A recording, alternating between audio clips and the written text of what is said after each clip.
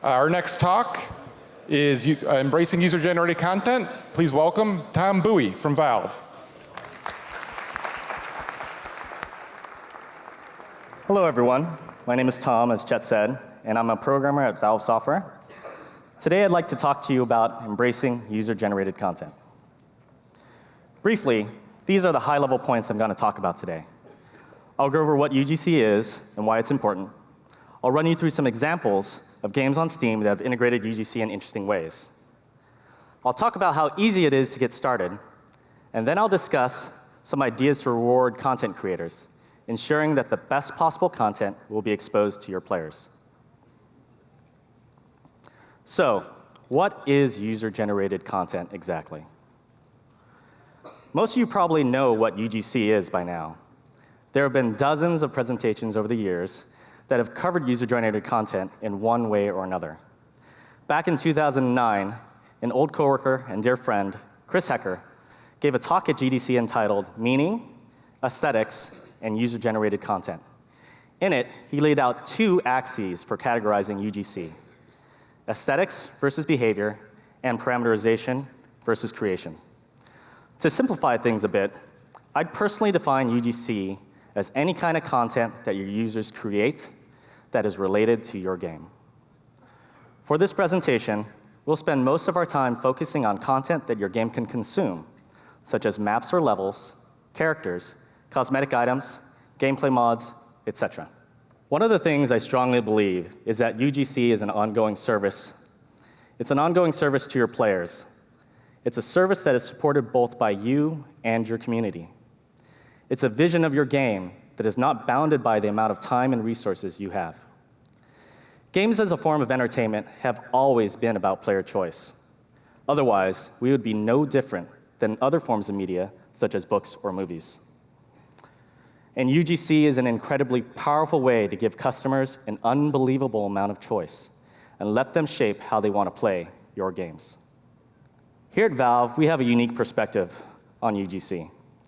Some of our most popular game franchises started off as mods of other games.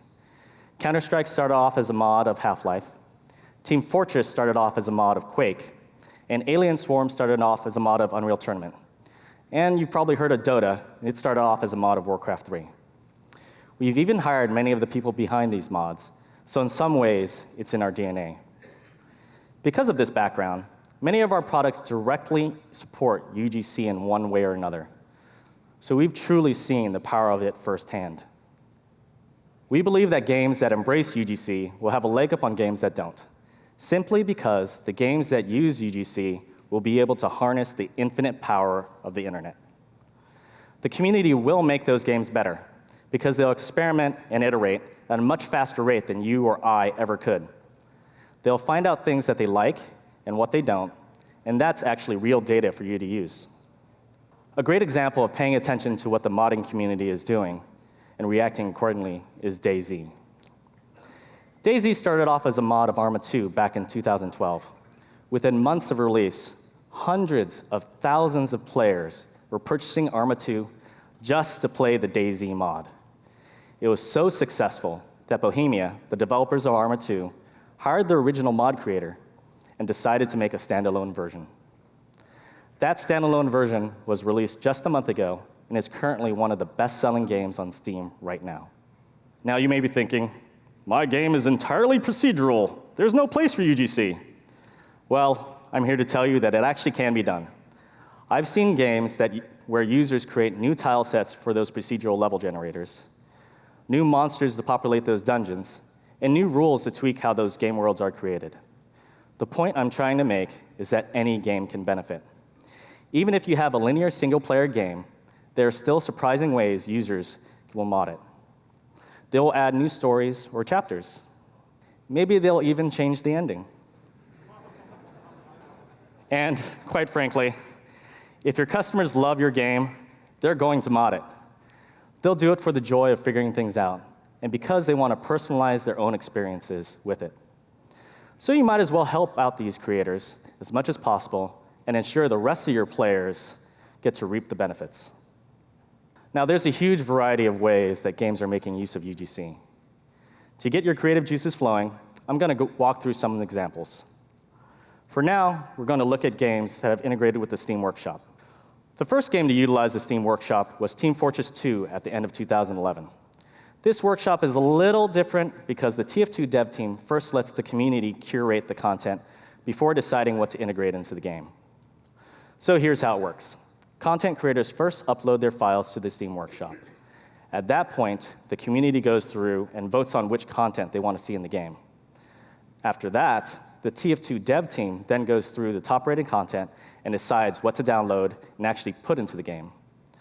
Once that is done, those items are made available in the game either by purchasing them or by playing the game itself. Now, TF2 has had hats long before the Steam Workshop came along. In fact, prior to the workshop, we had a scrappy little web portal we called the TF2 Contribute site. Users would upload zip files containing their models or whatever else they wanted to troll us with. And we had an admin view that let us go through all this content and decide what to use. However, there was a big problem. There is no community feedback into what we actually shipped. That's one of the main reasons we built the Steam Workshop, so our customers could tell us what they wanted in their game.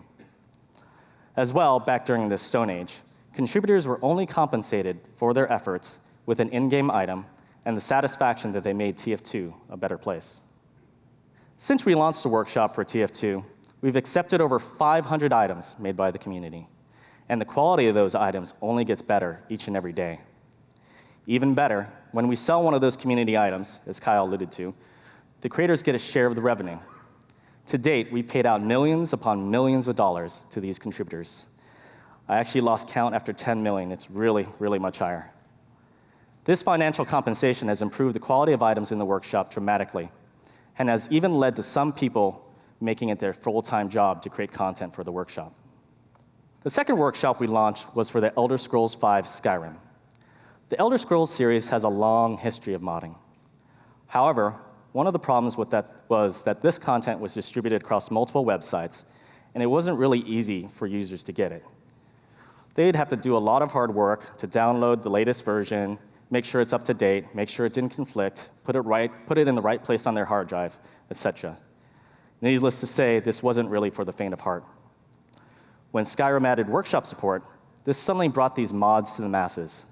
Now every Skyrim player could install a mod with a simple click of a mouse, and they'd be assured that whenever the mod creator made some bug fixes, they'd get them right away.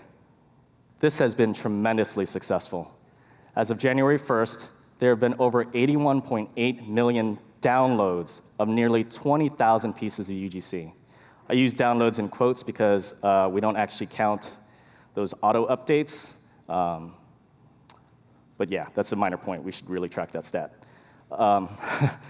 These mods range from weapons to characters to quests that give users hours upon hours of new content to explore. And seriously, I don't know another game where you can find a rabbit dressed up as a Dovahkiin, or crabs with a top hat and monocle, so it's pretty cool. Don't Starve is one of those games that receives regular updates from its dev team.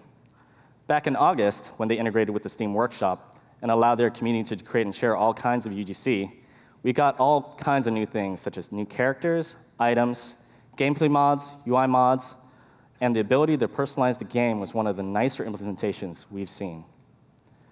One really interesting thing that they did was to let users create language packs and tutorials. To date, there are over 10 language packs and over a dozen tutorials for the game. CSGO's workshop started off by allowing users to share the maps that they had created. In the past, when a map maker uploaded their map to a website, it would get copied all over the internet to various fan sites. Then server operators would go to their favorite fan site, download it, and put it into rotation. However, map creators, because there is no centralized place for them to upload their maps, they could never be sure that everybody got the latest and greatest version. So inevitably, this meant that someone was playing with an old, broken copy. The CSGO team solved this quite simply by making sure that the game servers always check with the workshop first to see if there was a new version, and then download it before actually using it. Map makers could then feel free to iterate on their maps, knowing that their customers would always get the latest and greatest content. As of today, over 4,700 maps have been shared with the community for CSGO. The next piece of UGC that the CSGO team tackled were weapon skins. This follows the curated model that the TF2 workshop uses, where creators upload new skins. Then the CSGO dev team decides which ones to ship in the game by looking at the top-rated content. One thing I've learned from this experience is that people really, really love their guns. I mean, really. And they really, really love to paint them. The last time I checked, there were over 20,000 weapon skins uploaded for CSGO. Tripwire has embraced UGC wholeheartedly and let their users share all kinds of content, including maps, characters, and mods. But in a game like Killing Floor, where players have to fend off hordes of zombies, they needed weapons, lots of weapons. So the Tripwire team turned to the community and looked at the top-rated content. They then decided to ship the highest quality weapons as DLC. The best part of that is that the original creators get a slice of each and every piece of DLC sold. This was so successful that Tripwire ended up doing this 3 times, shipping 3 community weapon packs. Having successfully integrated UGC into Killing Floor, Tripwire decided to give similar treatment to Red Orchestra 2. Now, I should mention that creating content can be hard work. As my level designer friends like to tell me, creating maps is the hardest work. So, to incentivize the creation of new, high-quality maps, Tripwire held a contest in 2012 where they awarded over $35,000 worth of cash and prizes. Once the contest was finished, they made the winning maps available to all their players. This first contest was so successful that they did it again in 2013. Portal 2 is a good example of what happens when you make a super easy-to-use level editor embedded in your game and make it available to all of your players. It was so easy, in fact, that even I could make a level, to the chagrin of my level designer friends. It turns out quite a few people found it just as easy as I did. Over 381,000 maps have been shared with the community. So to put that in perspective, if you assume that each map takes about 5 minutes to play, and you tried to play them all, it would take you 3.5 years of nonstop playing, no bathroom breaks to complete them all. Of course, there are more being added each and every day, so your chances of doing that are pretty low. We actually had a guy at the very beginning of when the Portal 2 workshop launched try to subscribe to every single map. I think he's probably still playing to this day. One interesting thing to note is that most of the top-rated maps were actually not created by this easy-to-use level editor, but were instead made in Hammer, a tool that our level designers use to create the shipping maps in Portal 2. I'll talk about more of that in a few minutes, and hopefully you'll understand why. The workshop isn't just for games either. The Source Filmmaker, a tool to create high-quality movies, posters, and comics, has also used it to great effect.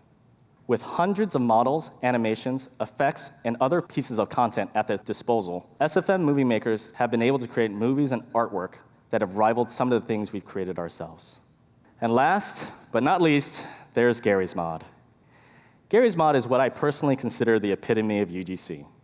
It started off as a mod of the source engine, and its seemingly sole purpose is to create more UGC. At this point, I can't tell if it's reached sentience, but I know that it's actually reproducing.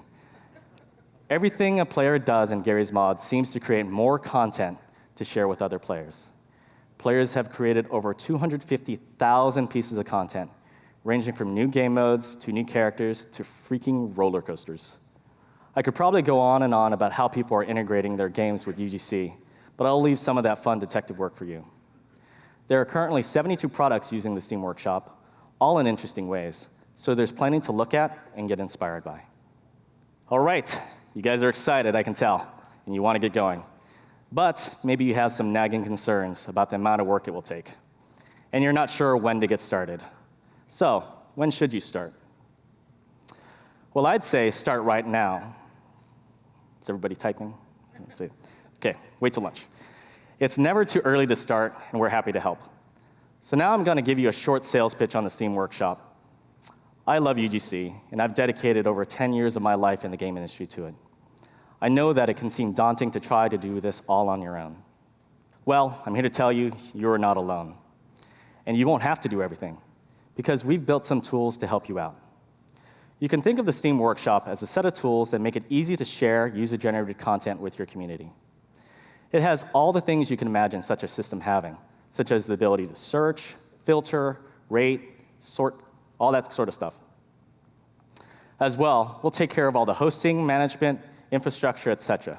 So instead of you having to wake up at 2 a.m. because the servers are down, it'll probably be me waking up at 2 a.m. This will let you focus on all the cool stuff, how UGC actually interacts with your game. OK, so where do you start?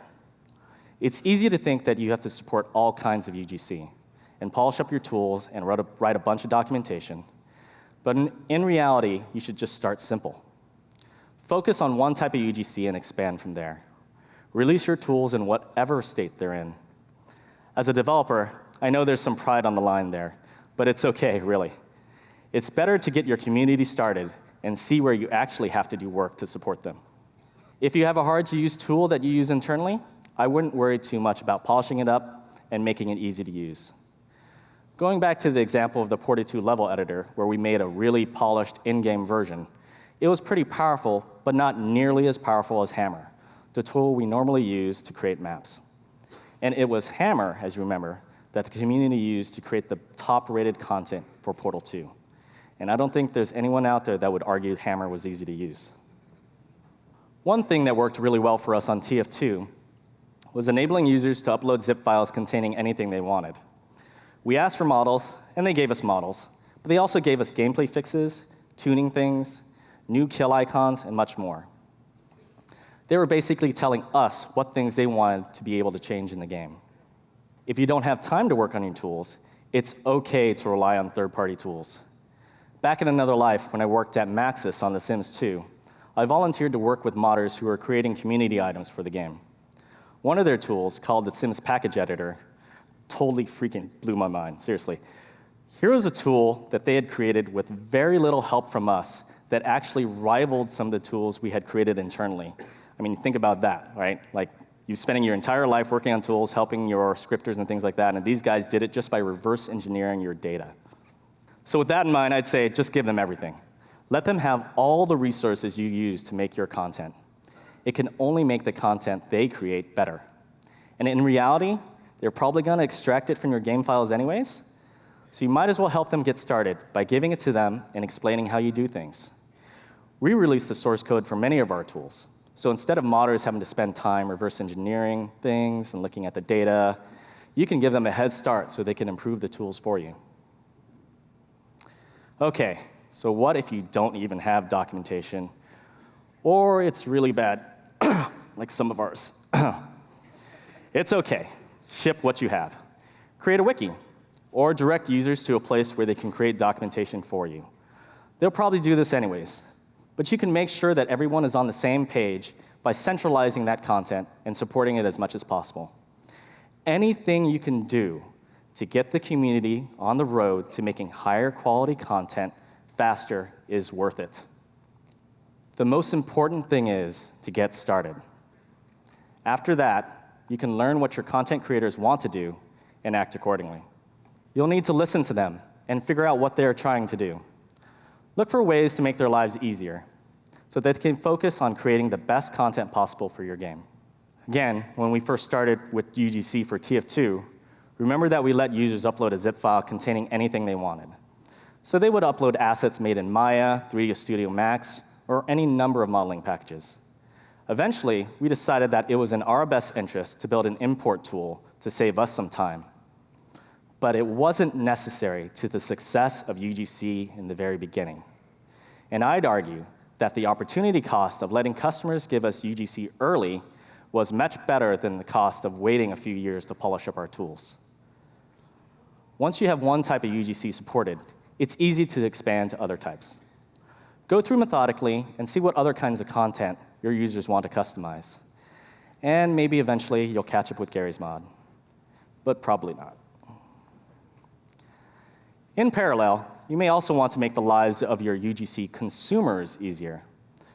One thing that quite a few games do is expose the discovery of the best content directly in their game.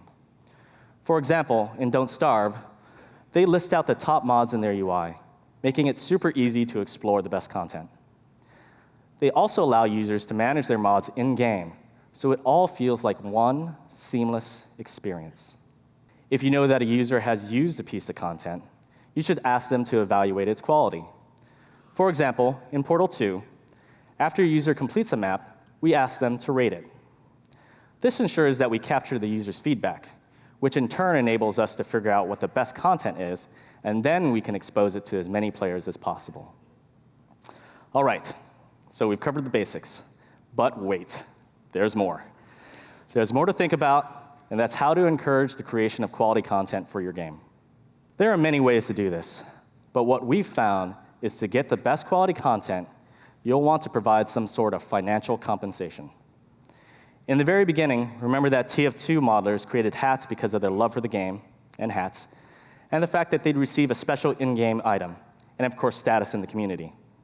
Well, once we introduced the workshop and customers started buying their items and creators started receiving paychecks, the quality of the items went through the roof. One way to provide financial compensation is to run contests, as we talked about earlier with Red Orchestra 2. This works well on an intermittent basis, but it's something you'll have to organize each and every time. Another way to do this is by bundling up the best content and selling it as DLC, just like Killing Floor did. And of course, as you probably know by now, you can sell the items in your game like TF2 and Dota 2 do, with the creators receiving a share of the revenue. If you do this through the Steam Workshop, we'll take care of paying all the creators and all the tax mumbo-jumbo for you. One key thing to understand here is that the creators are compensated in proportion to the value that they've created for customers. In simpler terms, if we ship 10 hats, customers vote with their dollars and tell us and the creators what they like best. After you've thought about properly incentivizing and compensating content creators, you should look at the ecosystem that surrounds them. Most likely there are websites where they congregate or third-party tools that they use that you'll also want to support. We've formalized this on the Steam Workshop with a feature we call service providers. Basically, content creators can choose from a whitelist of these service providers to tell us which ones help them the most. Then, for every item that they sell, 5% of Steam's share of the revenue is directed instead towards these chosen service providers. It's pretty much a win-win for everyone. Content creators are supporting the service providers that help them the most. The service providers are getting more resources to improve their tools and services, and your game gets better content because the whole ecosystem is improving. All right, we're almost done, thank God. But in reality, we've only really just started exploring user-generated content. The type of UGC that your game can consume is just the tip of the iceberg. Players will find all kinds of ways to create content related to your game. And I'm going to go over a few of my favorites right now. They're going to take screenshots to capture the beauty of your games.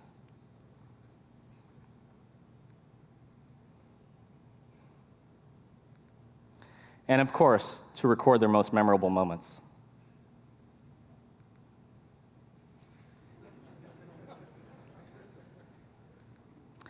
They'll make movies to tell new stories about your characters and universe.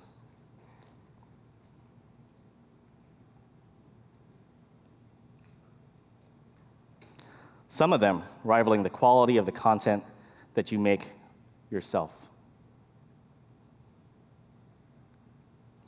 Your users will create some amazing artwork.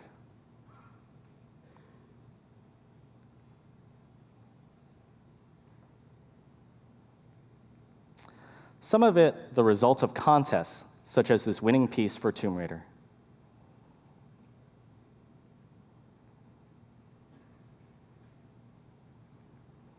And some just because they love hats. The community has this obsession with hats. I don't really understand it. You know it's really bad when you dream about hats and you wake up and you see everyone with a hat. That's when you know you have a problem. They'll write guides to help their fellow players.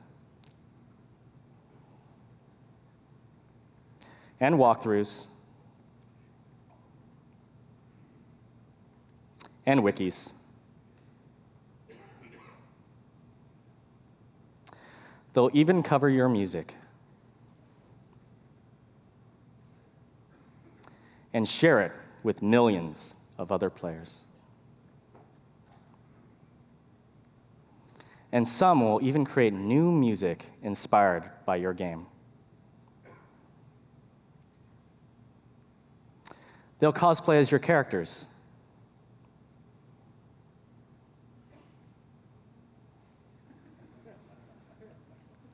no matter what the cost. And they'll even write poetry.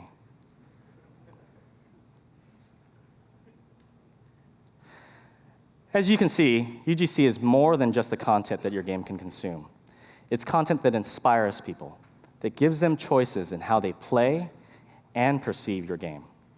Some of it may seem silly or not that valuable, but I can assure you that if your community is taking the time to create it, then they find it valuable. You'll want to find ways to encourage and foster all kinds of UGC. In the same way that we saw the quality of in-game content increase once we started compensating creators, we're sure the same thing will happen for all this other kind of UGC as well. And of course, we'd be happy to share all this content with your community as well. So I ripped through that. To wrap things up, hopefully you've taken at least 2 things away from this talk. 1, that UGC is incredibly valuable for your game, and I personally think freaking awesome. And 2, that you should start supporting it right now, especially since I'm about to end. Because your community will come up with things you've never dreamed of. And if you're anything like me, they'll inspire you in so many ways, just like you have inspired them. Thank you.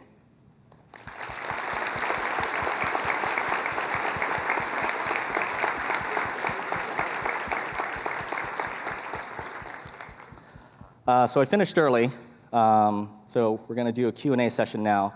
We're also going to do a breakout session in room 611 at 4 o'clock for any game-specific questions. So if you could reserve more like questions that everybody could benefit from, that'd be great. And I think people are running around with mics.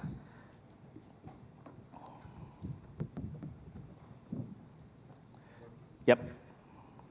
So how do you keep yourself from being ripped off by the community? Like if you release the source code and they release it themselves to outside of Steam or whatever. We just don't worry about that. We always believe, like source code in itself isn't the value, it's really the developers, right? Like you guys have the knowledge, you guys have the expertise, right? Like, you know, Half-Life source code went out there. That didn't stop Half-Life from being released, right? And that's, Quake source code is out there. That didn't stop Quake from being successful. Of course, he released it years later. But you get my point. Source code doesn't have that value in and of itself. It's actually the people that provide the value, right? It's like it's your ideas, it's your execution of those ideas that really matter. Yes. I have a question about, is there a conflict between having, say, full access mod support and supporting a robust microtransaction economy? Like, if you allow team workers to be super moddable, and I can just make any hat I want, just clone it and make it for free, would that undermine your microtransaction economy? And do you feel there's a tension between do you feel like enforcing a good, healthy item economy requires you to nerf modding in any way at all, or what's the tension? How do you feel about that? I don't really feel like it nerfs modding. I mean, there are servers out there that allow people to have any hat and things like that. We think the value is that when you go on a game server, people know that you've earned this hat, right?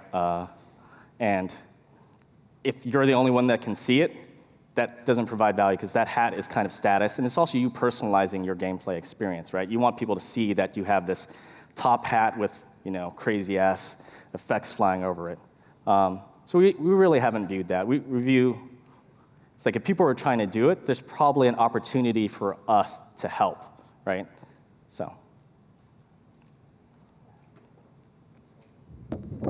there's the standard kind of vanilla integration of the workshop that a lot of games have done, but then there's what you were talking about where the content contributors could actually get a share of the revenue, like in Dota 2 and TF2. I couldn't see anything in documentation that actually covered making that jump from just having the regular workshop where everyone can contribute and there's no money involved. Yeah. Next level. So we definitely support it. That's my bad. I'll write up some documentation tomorrow. We've heard some interest from some people, and we definitely, it is supported. I just need to write up the documentation and things like that. So yes, thank you for reminding me. So come to the breakout session, make sure I get your business card so that we can get in touch and make sure that documentation is there for you. Is there any, on the legal side with the copyrights, like how do you monitor all the hundreds of items that are coming in? And you can probably guess whether or not somebody ripped off somebody's artwork, and then it sounds like a very complicated process to verify everything, otherwise you risk exposing somebody else's work. Yeah, so this is a problem with UGC in general, not just on Steam, right? Like this is a problem on YouTube or anything that has user-generated content. We have a DMCA process, so if you're a content creator and you see that somebody's uploaded your content, you can file a DMCA notice, and then we'll follow that process through, right? And the community actually does a pretty good job of moderating the content themselves. So if they see that somebody else has ripped off a mod that they actually know the original creator, they'll downvote that thing to hell. And they'll also report it. So we also have a reporting mechanism. And once a piece of content is reported enough, it just gets banned, right? So we have a lot of mechanisms to try to alleviate some of those concerns. So I know you discussed like Skyrim as an example of a game that was released not just on Steam, but still applies itself to UGC very well through the workshop. So I guess my question would be, for games that are similar in that respect, who do want to work with the workshop, but have other portals that are frequented often, do you have any suggestions for how to get people excited for Steam other than just cross-promotion? Okay, let me see if I understand your question. If you have a game that has other portals that have UGC, is that right? We actually, we have a web portal that people play our game on more than Steam, but our Steam users are very engaged, very interested in us doing something like this. And what I don't want is the alienation of those players to feel like they should play on Steam in order to use that UGC, in order to be a part of that community, unless they want to. I was wondering if you have any anecdotes or anything along the lines of that. Okay. So Skyrim still has a really active user base and mods that are outside of the Steam Workshop, right? So the Steam Workshop made it so that the mods could be brought to basically any Steam player, right? It's really easy to install a mod, etc. But there are other third-party websites, right? Like Nexus is a really big one, right? They support their mods. I mean, I'm all for modding. I'm not for a monopoly of UGC on Steam, don't get me wrong. So I think it's perfectly healthy to have other places for users to download UGC. And we've had some partners express the same concerns, and we don't have any issue with it, right? So. Yeah, so a lot of the times when you release a game and you continue to update it, sometimes those update will break mods. Do you have any general advice as to how to minimize the negative effects of that?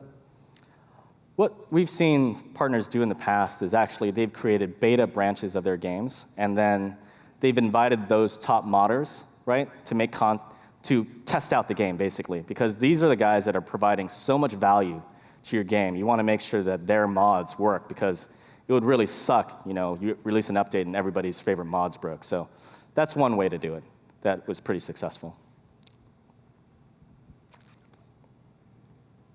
Hi.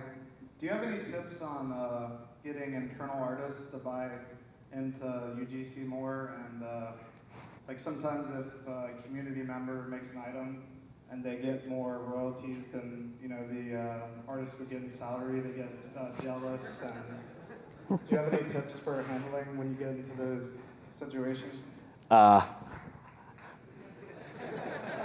So I'll answer the first part of your question. So we did have this exact problem on Dota, right? We have tremendously skilled artists, right? And then they're like, well, we could just make all this content. But when we actually started the workshop for Dota 2, they realized that the community was creating such incredibly beautiful things. It's like as artists, they just really love that. And there's always room for them to do things as well, right? So like they'd create the characters, set the art style, and it's, they're essentially being an art director to the rest of the community. As for the financial compensation part of your question, I think that's really up to you guys. We make sure that our artists are compensated very well, so. Hi, I'm wondering if UGC is in some way giving up the visual aesthetic vision of your game that you first established. It is essentially giving up that control and giving it to the players as their responsibility. And how do you sort of contend with like people in my virtual world running around with flappy swords and things that look terrible and I guess ruin it for everybody else? So we did have that concern with Team Fortress. Maybe some people will think that we've disregarded that concern, but, and also Dota. So that's why I said we have a curated model for the workshop, right? The community is voting and telling us what things they want in the game, but we still have the ability to say, well, this is way too sci-fi for Dota, right? This just isn't gonna work. We know you guys like it, but there's enough people that don't like it that maybe we'll decide not to put it in the game, right? To some extent, it is giving up control of what your game originally was, but I think that's okay. This is what your players want, right? I mean, not to say that you should give them everything they want, but if there's enough people saying, I want your game to have hats and mustaches, you as a creator should help them out, right? So I don't really see a problem with it. Some people may take some time getting used to it, especially if they're used to having tight control of the art direction of their game or their gameplay and things like that. But like I said, people are gonna mod your game anyways. When TF2 first started off, people made hats long before we put them in the game. That was actually where we got the idea, so you can blame those guys. So, yep. Hi. I found that, at least in my community, people tend to go crazy at a particular fixed rate that doesn't seem to change over time. So what do you do about security of add-ons? Like if a game supports full scripting that has TCP objects and stuff. Mm-hmm. What if somebody decides to update their mod that deletes everybody's save game or something? And this will happen, at least to me. So how is that handled? So as the programmer who's done that sort of things, I've tried to sandbox those things. Like you want to give modders as much control as possible, but then not let them affect the other users in a detrimental way. So like if you use Lua, that can totally be sandboxed so that people can't write to the hard drive or delete files, right? To some extent, if you don't want to go that far, your community will also help you curate that content. So the upvote and downvote button are really powerful things, right? They'll say, this thing deletes all my save games. Unfortunately, some guy had to experience that in the first place as the canary in the coal mine. But that's a way to let the rest of the community know that, hey, don't use this mod, right? But as a programmer, I would probably try to sandbox that thing anyways. I have a concern over the long term. Right now, you have, like you said, about 70 games using UGC. And so say your talk is very successful today, and 2 years from now, you have 1,000 games requesting the use of all these people who probably are a very small portion of your actual players for using their services, and especially then the elite group inside that, which actually produces very high quality content. What happens when you have 1,000 games, 2,000 games, 3,000 games, all struggling for the same little group of people? I a little worry about that over the long term. Now, as long as there's a gold rush, but long term, I'm a little concerned. I guess I'm not that concerned, mostly because there's like 7 billion people in the world. There's a lot of great content creators out there, and we're only tapping a tiny, tiny portion of them for TF2 and Dota and CSGO, right? Back in the day of the pinball construction set, it was so successful, it spawned lots and lots of construction sets. Mm-hmm. And after a while, they got really, really sad. Even though they got more technically interesting and better kind of like genres and such, the modders just burned out. I can't speak to that example directly. Just to address your other question a little more. What we're finding is that when we launched Dota 2, Dota 2's workshop, suddenly all the TF2 artists didn't just migrate over, right? So we didn't lose all those artists. We actually gained more artists. What happened is the whole ecosystem is growing.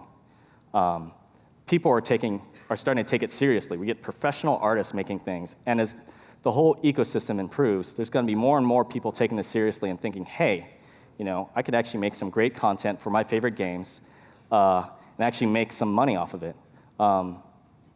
So some of the TF2 artists did go over and make Dota 2 items, but what they ended up doing is still making TF2 items because that's their favorite game. So I think you obviously have to have a great game that draws your users in, because these are the guys that are going to start off playing your games and then deciding they want to personalize it, right? There are always going to be the professionals that are going to go and try to seek out the best place where they can use their talents on the workshop. But we're talking about people that also want to do this because they love it. I think we had time for one last question, so. You mentioned like contests and stuff for maps. Yep. What is another good way to monetize maps that don't segment your community? I didn't mention it in the talk, but what CSGO did was they took some of the maps and put them on their official servers. So these official servers are really, really super fast. They're all over the world. You can always get these community maps for free and play them locally or play them on your own server. But if you wanted to play on the official servers, you had to buy like Operation Payback, right? That's what we called it. So you bought a little pass that enabled you to play on the official servers on these community maps. And what we did was gave 100% of the proceeds from Operation Payback to those map creators. So that's another way you could compensate map creators for creating great content for your game. Thank you. Okay. The guy said I'm out of time, so thank you very much. Please come to the breakout session at 4 o'clock.